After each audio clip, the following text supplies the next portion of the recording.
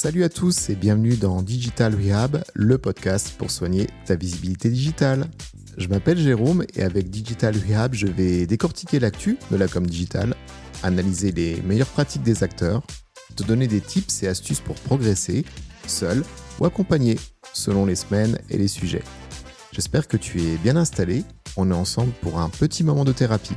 Allez, c'est parti!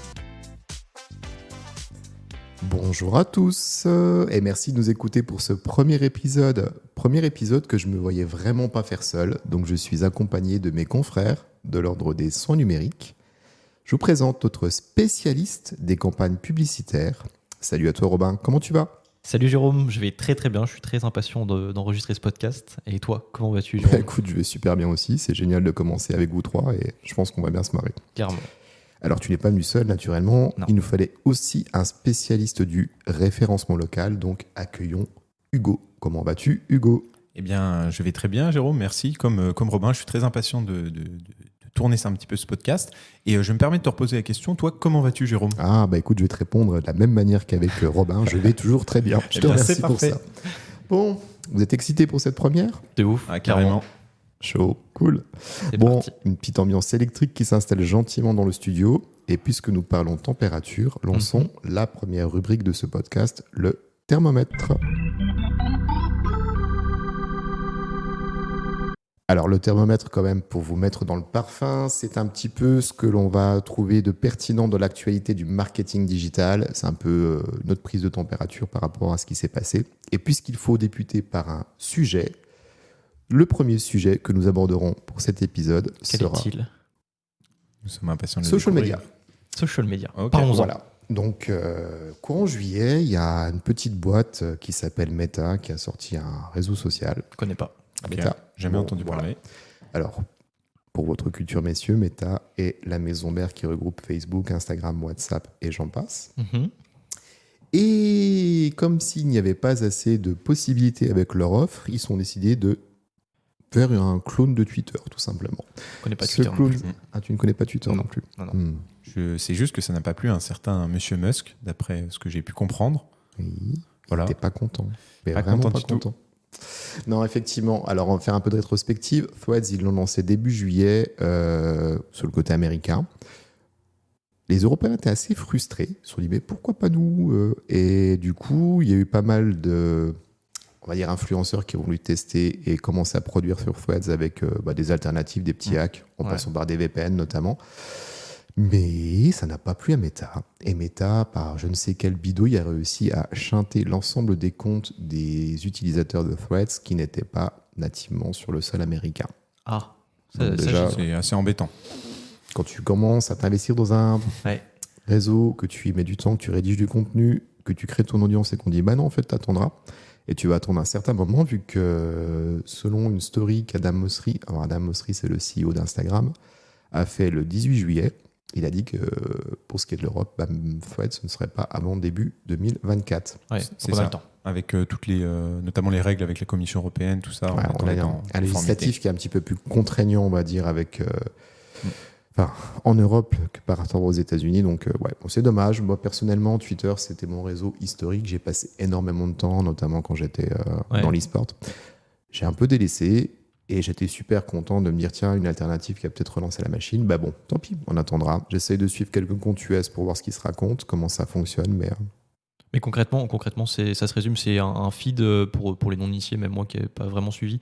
Comment ça se passe ? C'est vraiment juste un feed comme Twitter finalement ? concrètement, c'est Twitter. Ouais. Avec une c'est ça. interface qui ressemble à Instagram. On a des personnalisations en plus, des fonctionnalités ou...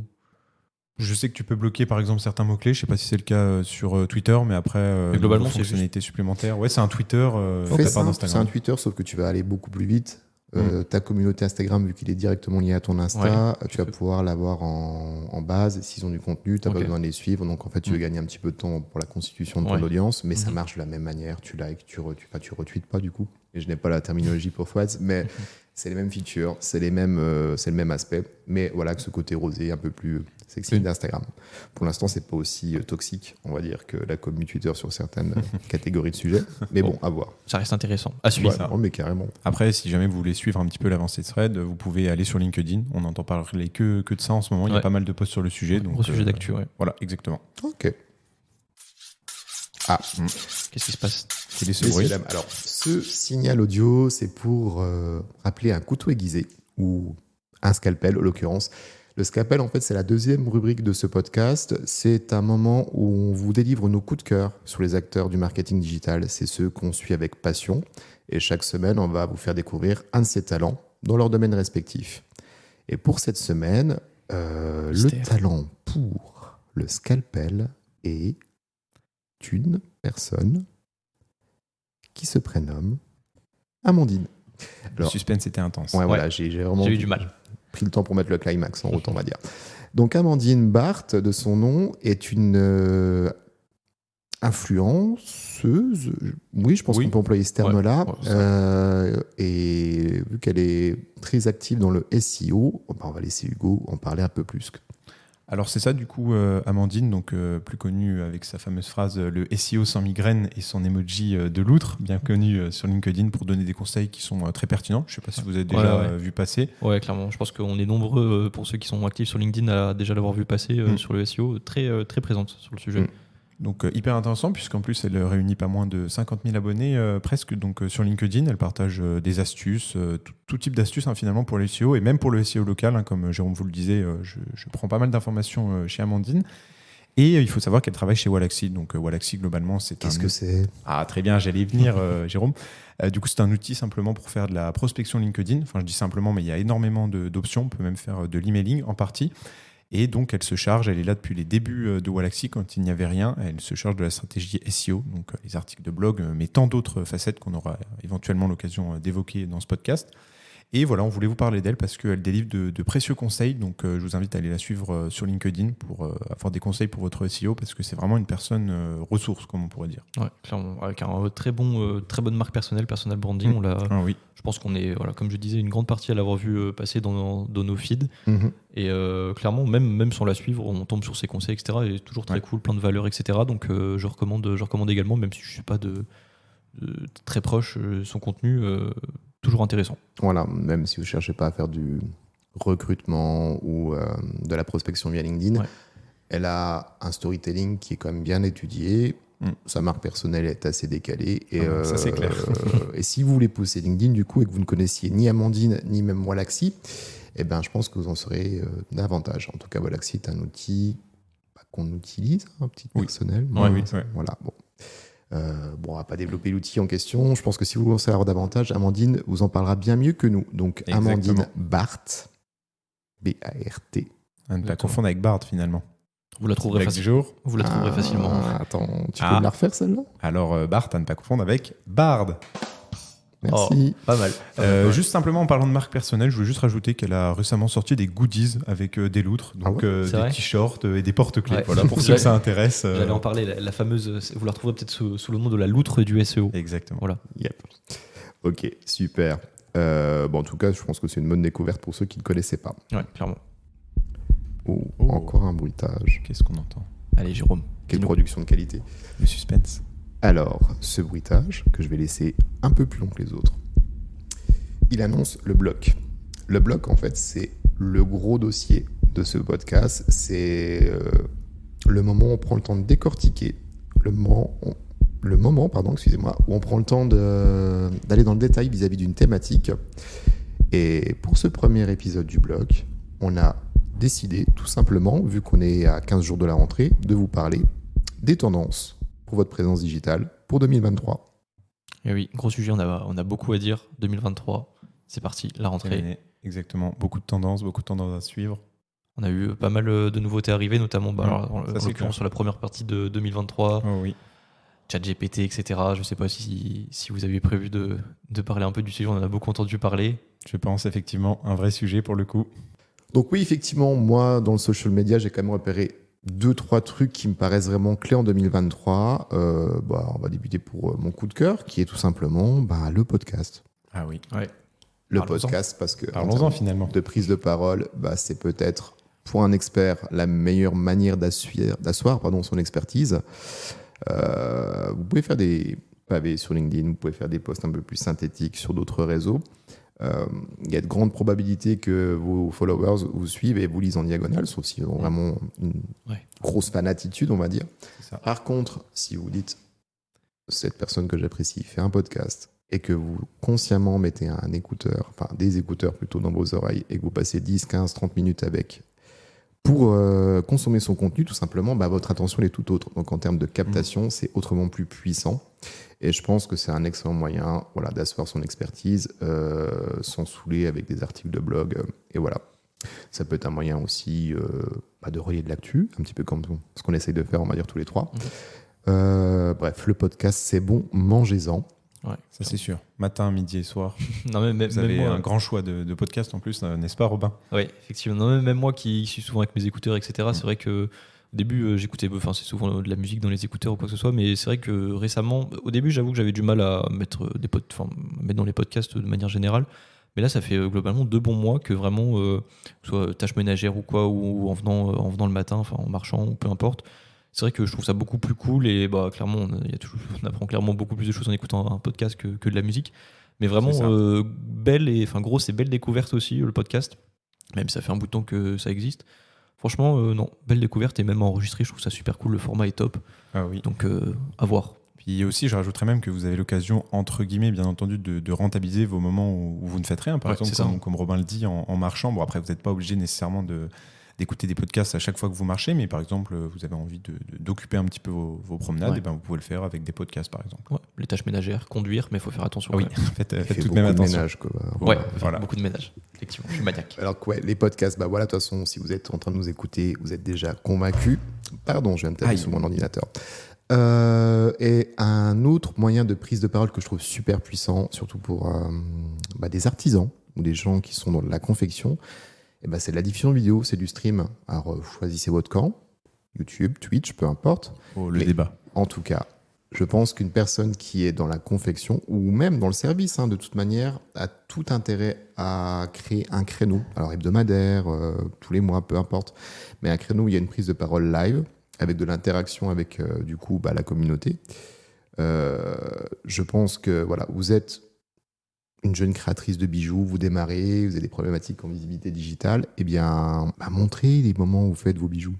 Et peut-être que la personne qui est en train de vous regarder vous dira « Ah, mais pourquoi pas mettre telle couleur plutôt que telle autre ?» C'est ça, obtenir des conseils de la part de la communauté. Conseils, interaction, puis proximité, tout simplement. Ouais. Et oui, effectivement, quand tu es créatrice, que tu fais des bijoux, des toiles, des vêtements, que sais-je, n'hésite pas à transmettre ces moments de confection en live. Tu auras de l'interaction, tu auras de l'intérêt pour ce que tu proposes, tu vas peut-être faire de la prospection, sans le savoir, parce que, notamment sur Twitch, tu te lances, allez, tu commences par communiquer sur tes réseaux. Ouais, je vais me mettre sur Twitch le jeudi de 20h à 21h. Et puis, tu commences avec ta petite communauté.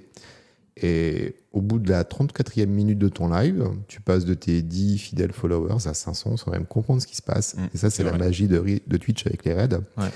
Donc, je pense qu'en termes de diffusion, d'interaction et puis même de prospection, le stream a vraiment, vraiment sa place. Et d'authenticité, je rajouterais même. Ah oui, mais clairement. On a quand même tendance à vouloir faire des trucs trop léchés, trop produits. Et dans les réseaux sociaux, on recherche de l'authenticité. Et Twitch s'y prête très bien. Pas besoin d'une grosse prod, ton iPhone sur un trépied à peine bancal, ça fera l'affaire. Et puis, en 2023, j'ai remarqué qu'il y avait quand même un beau canal pour communiquer avec sa base. C'est la messagerie instantanée. Okay. Je pense à WhatsApp, je pense à Messenger. Parce que, allez, Jean-Michel, l'ébéniste, décide de faire une promo sur la toiture, moins 30% sur la rentrée de septembre avant les grandes pluies d'automne. Pas mal, c'est une vraie offre. C'est une vraie offre. Mais il y a quand même très peu de chances que je la vois parce que déjà, les feeds à Facebook, je les déroule plus. Ouais. Ils sont saturés surtout maintenant. Et si c'est pas très catchy, s'il n'y a pas un beau visuel, il y a de grandes chances qu'il soit passé entre mon pouce et l'écran suivant. Par contre, si je connais ce fameux Jean-Michel, j'ai déjà travaillé avec lui, j'ai trouvé pertinent, et que Jean-Michel décide de m'envoyer un DM sur WhatsApp, là, même registre qu'avec le podcast. Là, attention, elle est tout autre. Déjà, c'est un message privé. Ouais, il y a beaucoup plus de proximité. C'est gratifiant, c'est plus proche.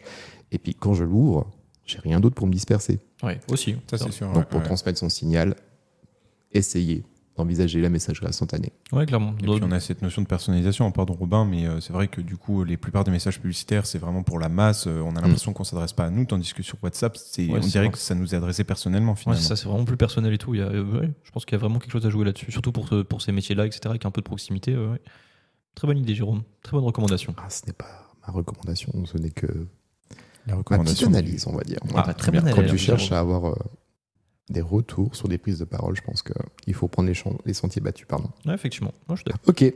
Et en termes de tendance pour 2023, en étant un petit peu moins dans la description que sur les précédentes, je vais faire une petite liste. Si jamais vous ne l'aviez pas encore envisagé, il est peut-être grand temps d'intégrer l'inclusion dans votre communication. Ouais. C'est ça, de dépoussiérer votre communication finalement. Non, c'est vrai. On va prendre un exemple. Allez, on va penser à Josiane qui a sa boutique de prêt-à-porter à Dijon. Josiane étant assez assidue dans les réseaux, elle alimente constamment son feed Instagram depuis plusieurs années maintenant. Et elle a Amélie, une amie à elle, qui se prête au jeu du mannequinat pour l'aider à présenter ses collections. Par contre, Amélie, c'est une très jolie jeune femme, mince, grande, blonde, yeux bleus, etc. Je pense qu'à un moment donné, il serait peut-être bien de diversifier les modèles proposés de manière à ne pas sentir à un moment donné certains internautes qui lui feraient des reproches en termes d'inclusion. Qu'est-ce que vous en pensez, les gars ? Non, c'est vrai que c'est un sujet d'actualité, etc. en plus. Donc, non, clairement, je suis assez d'accord. Si ça coûte pas grand-chose, etc. Et je pense que c'est nécessaire, on va dire, en 2023, surtout à la rentrée, de mettre ça en place dans sa communication. Ça coûte pas grand-chose et clairement, tout le monde se sentira concerné. Exactement. Et puis même, outre ça, j'irais même plus loin en disant que ça peut permettre aussi de diversifier le contenu, de changer de mannequin, de proposer des nouvelles têtes. Ouais, le feed, etc. C'est très bénéfique. Ouais, de rafraîchir un peu l'actualité, les tendances. Ok.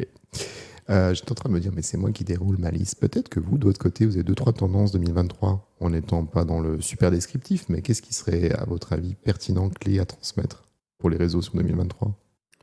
Eh ben, écoute, moi j'évoquerai brièvement, puisque je pense qu'on en reparlera plus tard, mais le personal branding. Donc même si ce n'est pas votre objectif de construire une marque personnelle, je pense que tout le monde devrait commencer un petit peu, alors que ce soit à votre échelle, simplement une photo de profil personnalisée, une photo de couverture, ou même juste une description.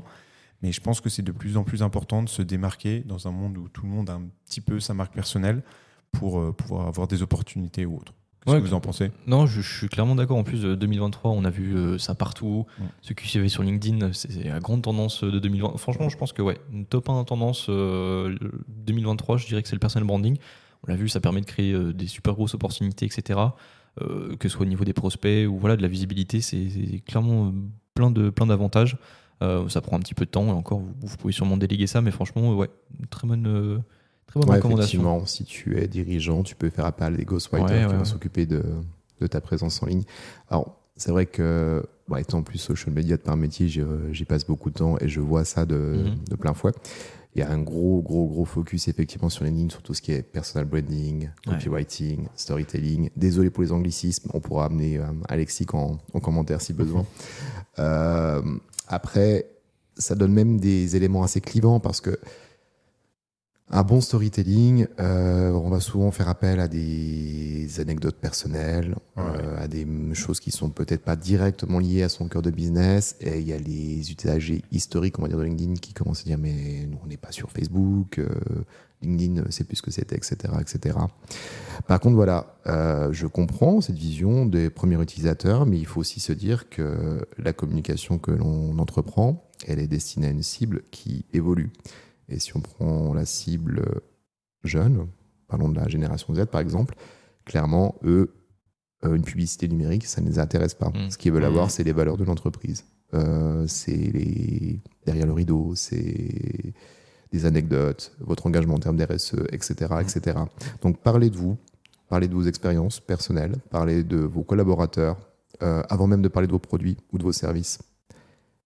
Je pense que ce sera la meilleure manière de fédérer, et même si c'est compliqué à appréhender, une des meilleures communications, quel que soit le groupe d'ailleurs, est vraiment basée sur une histoire, sur une marque, avant même que ce soit sur un produit. Ouais, puis je pense que les gens sont assez friands de ça. On a toujours le petit.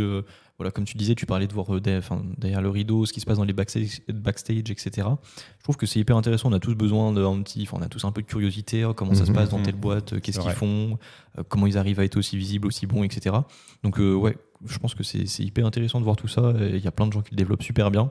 Je pense que vous pouvez tous vous en inspirer super facilement. On parlait surtout de LinkedIn, évidemment. Mais clairement, en faisant un petit tour, vous trouverez forcément des personnes voilà, qui publient hyper régulièrement sur le sujet, qui développent leur marque personnelle. Donc foncez, vous pouvez facilement vous en inspirer et reproduire ça pour vous, quoi. Ça c'est sûr. Je rajouterais même, je vais y arriver, comme on en a parlé au début de ce podcast, de l'authenticité finalement. Dans vos posts, comme l'a dit Jérôme, ne mettez pas forcément tout de suite en valeur vos produits ou vos services, mais soyez vraiment authentiques et délivrer, si possible, un maximum de valeur. Et je pense que c'est la clé de la réussite. Ouais. Il y a de très belles success stories d'ailleurs, où le produit ou le service que la personne vend est arrivé suite à ses followers. Elle s'est créée une identité. Je pense à notamment Nina Raman. Je ne vais pas raconter sa situation, je pense que ça pourrait être sur un épisode à venir. Mais cette personne a constitué son offre de service suite à l'évolution de sa communauté et à l'attente de cette communauté. Donc, quelquefois, un personal branding peut même créer nous amener à découvrir un besoin auquel on n'aurait même pas pensé. Donc, ça, c'est assez dingue. Et puis, quoi de mieux qu'un besoin qui est déjà exprimé par votre audience? Il n'y a pas d'ambiguïté. Il y a un besoin et il est exprimé par cette audience. Ouais, beaucoup moins de risques, au final. Exactement. Ouais, donc, hyper intéressant. Clairement. Super stratégie d'inbound, en fait. Bon, je pense que ça fait déjà pas mal d'informations pour ces tendances 2023. On dit de quoi, messieurs? On est bien d'accord. On est bien. Franchement, on a encore beaucoup de choses à dire. Oh oui. Plein de choses à dire. On a du mal à garder notre langue dans notre poche. Par contre, c'est dommage parce que c'est quasiment la fin de cet épisode. Oui. Il faudra revenir, les amis. Oui, il faudra revenir. Il faudra même s'abonner. Effectivement. N'hésitez pas, c'est gratuit. Alors, un mot de la fin? L'outre. On parlait d'Amandine. L'outre. Ah oui, l'outre. Je dirais personal branding, même si ça fait 2. Ok, je prends. Jérôme, un mot de la fin? Jérôme. Bisous. Bisous. C'est déjà la fin de cet épisode. J'espère que tu l'as apprécié. En tout cas, j'ai adoré l'enregistrer. Si jamais tu as des questions, des sujets que tu souhaiterais voir abordés dans les prochains épisodes, tu trouveras en description un lien SpeakPipe pour me contacter. Je t'invite également à évaluer ce podcast et te remercie par avance. Je te dis à la semaine prochaine et d'ici là, prends bien soin de toi.